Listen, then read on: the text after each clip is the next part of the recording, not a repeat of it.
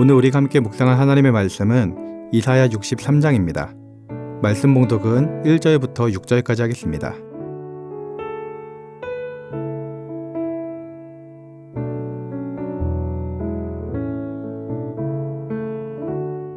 에돔에서 오는 이 누구며 붉은 옷을 입고 보스라에서 오는 이가 누구냐? 그의 화려한 의복, 큰 능력으로 걷는 이가 누구냐? 그는 나이니 공의를 말하는 이요 구원하는 능력을 가진 이니라. 어찌하여 내 의복이 붉으며 내 옷이 포도즙 틀을 밟는 자 같으냐? 만민 가운데 나와 함께한 자가 없이 내가 홀로 포도즙 틀을 밟았는데 내가 노함으로 말미암아 무리를 밟았고 분함으로 말미암아 짓밟았으므로 그들의 선혈이 내 옷에 튀어 내 의복을 다 더럽혔음이니 이는 내 원수 갚는 날이 내 마음에 있고 내가 구속할 해가 왔으나 내가 본즉 도와주는 자도 없고 붙들어주는 자도 없으므로 이상하게 여겨 내 팔이 나를 구원하며 내 분이 나를 붙들었음이라. 내가 노함으로 말미암아 만민을 밟았으며 내가 분함으로 말미암아 그들을 취하게 하고 그들의 선혈이 땅에 쏟아지게 하였느니라. 아멘.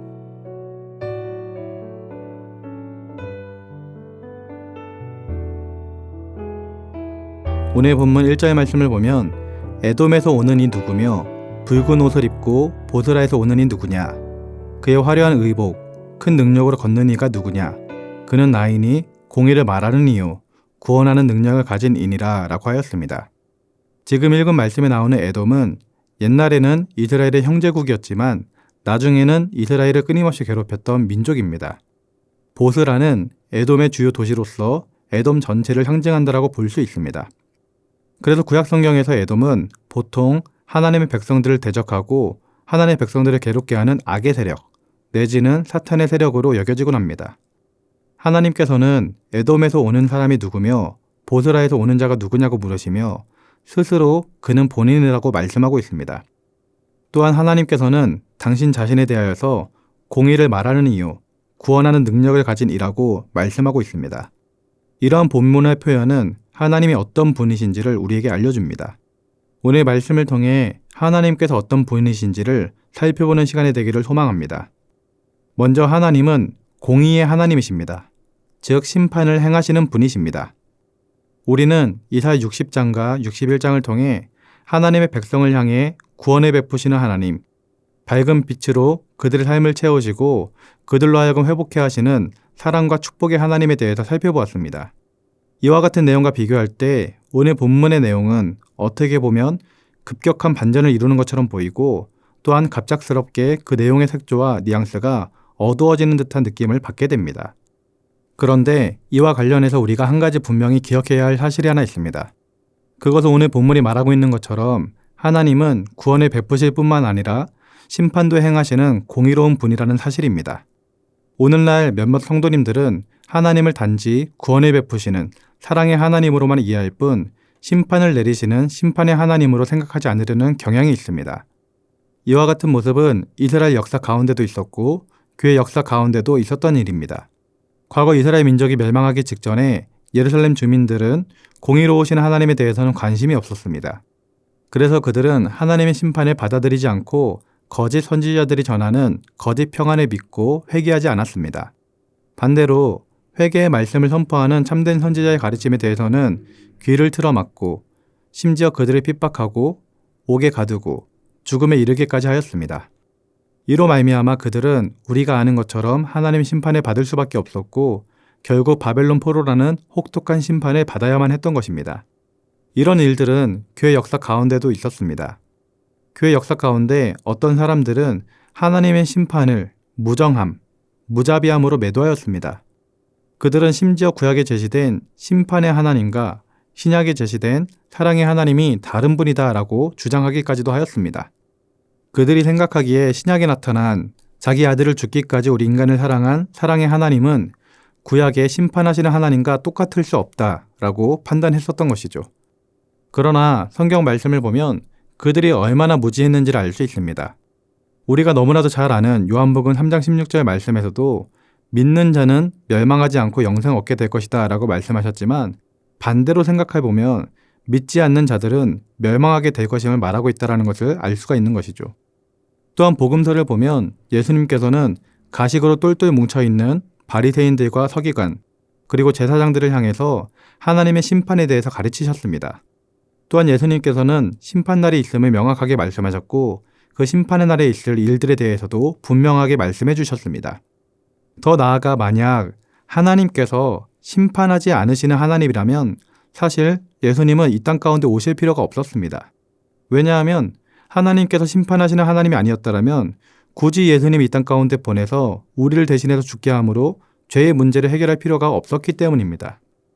하나님께서는 심판하시는 하나님이시기 때문에 우리 인간을 죄로부터 구원하기 위해 예수님을 이 땅 가운데 보내주셨던 것입니다. 이처럼 하나님은 사랑의 하나님이기도 하지만 공의의 하나님이십니다. 죄가 있는 자들에 대해서는 철저하게 심판하시는 심판의 하나님이신 것입니다. 사랑하는 성도님들은 하나님의 속성에는 사랑의 하나님의 속성도 있지만 반대로 공의의 하나님의 속성도 있음을 반드시 기억하시기 바랍니다. 따라서 우리는 그 무엇보다도 예수님을 철저히 믿어야 하겠습니다. 예수님 때문에 우리의 죄가 사함받게 되었다는 사실을 굳게 믿어야 하는 것입니다. 그리고 앞으로 우리 일생을 살아갈 때 죄 짓지 말고 죄로부터는 멀어진 삶을 살아가야 하겠습니다. 왜냐하면 하나님께서는 죄에 대해서는 철저하게 심판하시는 심판의 하나님이시기 때문입니다. 우리가 예수님을 믿음으로 구원받은 주님의 자녀가 되었다 할지라도 우리 가운데 죄가 있다면 우리는 하나님으로부터 멀어질 수밖에 없습니다.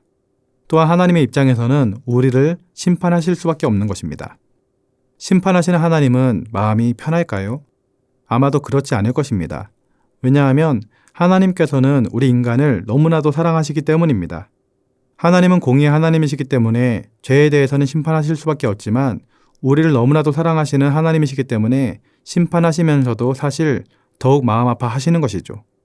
사랑하는 성도님들은 하나님께는 공의의 하나님의 속성이 있음을 잊지 마시고 이 세상을 살아갈 때 죄로부터는 멀어진 삶을 살아가시기 바랍니다. 그래야지만 하나님의 심판을 피할 수 있고 또한 하나님의 마음을 아프지 않게 할 수 있는 것입니다. 새롭게 시작된 2025년도에는 그동안 알게 모르게 지었던 죄악들이 끊어지는 해가 되길 소망합니다. 나에게 있는 연약한 죄의 속성, 반복적인 죄의 모습들, 그 모든 것들이 사라질 수 있기를 소원합니다. 그렇게 죄의 모습을 청산하고 하나님의 자녀답게 살아갈 때 하나님께서 기뻐하시고 더욱더 큰 은혜를 주실 줄 믿습니다. 그런 은혜가 충만하게 임하는 모든 성도님들 되시길 주님의 이름으로 기도드립니다. 기도하겠습니다. 사랑의 하나님 아버지, 하나님께는 사랑의 하나님의 속성도 있지만 공의의 하나님의 속성도 있음을 다시 한번 깨닫게 됩니다. 그래서 죄가 가득한 곳에는 심판하실 수밖에 없는 하나님임을 깨닫습니다. 주님, 우리로 하여금 죄로부터는 멀어진 삶을 살아갈 수 있도록 은혜를 더하여 주시옵소서. 새롭게 시작된 2025년 한 해에는 그동안에 지었던 죄악을 끊어내는 한 해가 되게 하시고 알게 모르게 지었던 죄, 반복적으로 짓고 했던 죄의 문제를 끊어내는 한 해가 될 수 있도록 은혜를 더하여 주시옵소서. 이를 위해 성령의 충만한 우리 가운데 더하여 주시고 날마다 말씀 가운데, 기도 가운데, 예배 가운데 깨어있게 하여 주시옵소서. 감사를 드리며 예수님의 이름으로 기도드립니다. 아멘. 하늘에 계신 우리 아버지, 아버지의 이름을 거룩하게 하시며 아버지의 나라가 오게 하시며 아버지의 뜻이 하늘에서와 같이 땅에서도 이루어지게 하소서. 오늘 우리에게 일용할 양식을 주시고 우리가 우리에게 잘못한 사람을 용서하여 준 것 같이 우리 죄를 용서하여 주시고 우리를 시험에 빠지지 않게 하시고 악에서 구하소서. 나라와 권능과 영광이 영원히 아버지의 것입니다. 아멘.